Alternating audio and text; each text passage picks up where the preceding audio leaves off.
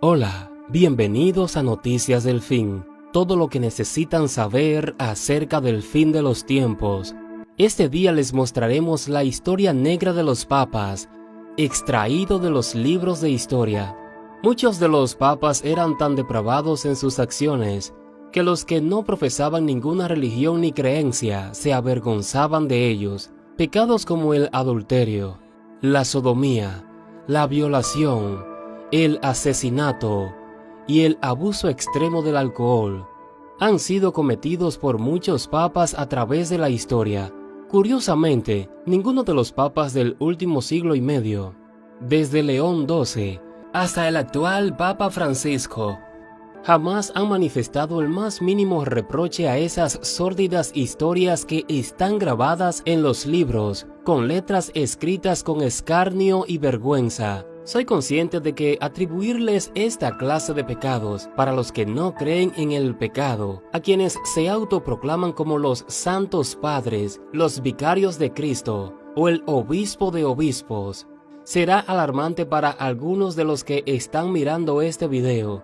Pero para los estudiosos de la historia del papado, es una realidad que muchos descendientes de Pedro han sido de todo menos hombres santos. El Papa Sergio II, que reinó desde el 904 hasta el 911, obtuvo la oficina papal por medio del asesinato. Los anales de la Iglesia romana hablan sobre su vida en pecado con Marosia, una conocida prostituta de la época, quien le engendró varios hijos ilegítimos. Este papa fue descrito por Baronio y otros escritores eclesiásticos como un monstruo, y por Gregorio como un criminal aterrorizante. Y así, comenzando con el reino del Papa Sergio, vino el período 904-963, conocido como el reinado papal de los fornicarios. Teodora hizo papa a Juan X, 914-928. Este había sido enviado a Ravenna como arzobispo, pero para satisfacer sus deseos carnales, lo hizo volver a Roma y lo hizo nombrar papa. Su reinado tuvo un fin súbito cuando Marosia lo asesinó. Marosia quería deshacerse de Juan X para de esta manera poder llevar a León IV, 928-929, al oficio papal. Su reinado fue muy breve, pues este también fue asesinado por Marosia, cuando ella se enteró de que éste había entregado su cuerpo a una mujer más descarada que ella.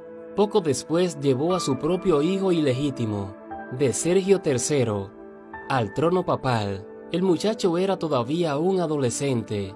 Tomó el nombre de Juan XI, pero durante un altercado con los enemigos de su madre, fue azotado y puesto en prisión, donde lo envenenaron y murió. En el año 955, el nieto de la prostituta, después de varios encuentros sangrientos, pudo tomar posesión del trono pontificio bajo el nombre de Juan XII.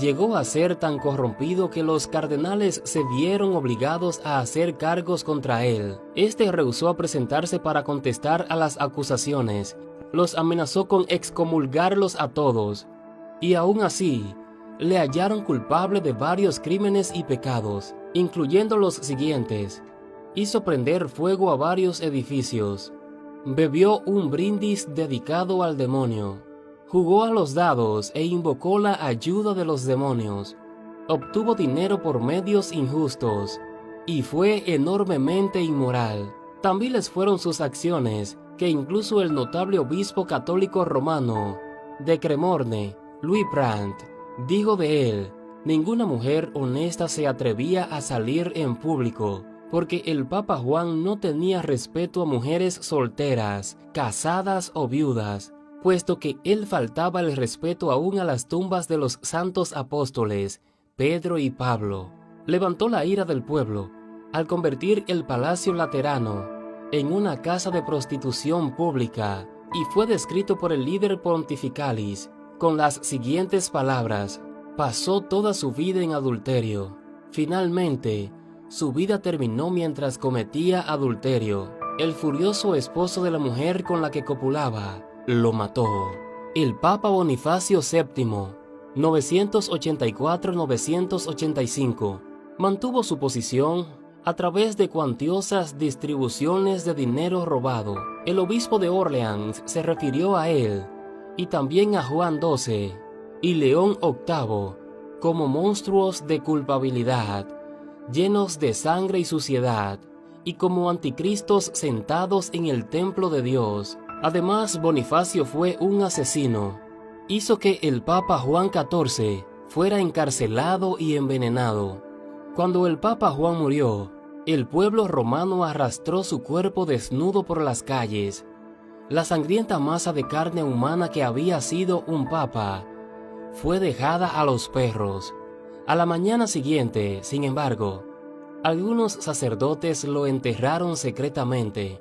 Bonifacio asesinó al Papa Benedicto VI, estrangulándolo. El Papa Silvestre II lo llamó un horrendo monstruo que sobrepasó a todo mortal en su maldad, pero evidentemente el Papa Silvestre no era mucho mejor, que el pueblo lo consideraba como un mago pactando con el diablo. Enseguida vino el Papa Juan XV, 985-996, quien dividió las finanzas de la Iglesia entre sus familiares, lo que le trajo la reputación de ser codicioso, de torpes ganancias y corrompido en todas sus acciones. Benedicto VIII, 1012-1024, compró el oficio de papa por medio de chantaje. El siguiente papa, Juan XIX, 1024-1033, también compró el papado y pasó por toda la escala de títulos eclesiásticos reconocidos en un solo día. Después de esto, Benedicto IX, 1033-1045, fue elegido papa, siendo apenas un niño de 12 años, por medio de arreglos monetarios con las poderosas familias que manejaban a Roma. Este papa niño creció en la maldad y cometió homicidios y adulterios en pleno día. Hizo robar a peregrinos en las catacumbas de los mártires. Finalmente, la compra y venta del cargo papal se hizo tan común y la corrupción tan pronunciada que los gobernantes seculares tuvieron que intervenir en el nombramiento de los papas. Enrique III, emperador de Alemania, eligió a Clemente II, 1046-1047, que era un clérigo alejado de la corte papal, porque ningún sacerdote romano pudo ser hallado limpio de corrupción, de simonía y de fornicación, declaró un historiador. Muchos de los papas fueron asesinos, pero sin duda alguna, Inocencio III sobrepasó a todos sus predecesores en homicidios. Durante su reinado, Inocencio, el cual era todo menos inocente, él provocó la más infame y diabólica acción en la historia de la humanidad, la Inquisición. Por espacio de más de 500 años, los papas usaron la Inquisición para poder mantener el poder. No se tiene constancia del número de personas inocentes que fueron asesinadas al no estar de acuerdo con las enseñanzas de la Iglesia Católica. El Papa Bonifacio VIII, 1294-1303, otro de la negra lista medieval, practicó la brujería, llamó mentiroso e hipócrita a Cristo, profesó ser ateo, negó la vida futura y fue un homicida y un pervertido sexual. Oficialmente dijo lo siguiente: el darse placer a uno mismo, con mujeres o con niños, es tanto pecado como frotarse las manos. Y aunque parezca imposible, él fue quien escribió la bula Unam Sanctum, en la cual declaró oficialmente que la Iglesia Católica es la única y verdadera iglesia, fuera de la cual nadie puede salvarse. Fue este Papa tan inmoral quien declaró oficialmente: nosotros afirmamos y declaramos definitivamente que es necesario para la salvación que todo ser humano sea sujeto al pontífice de Roma.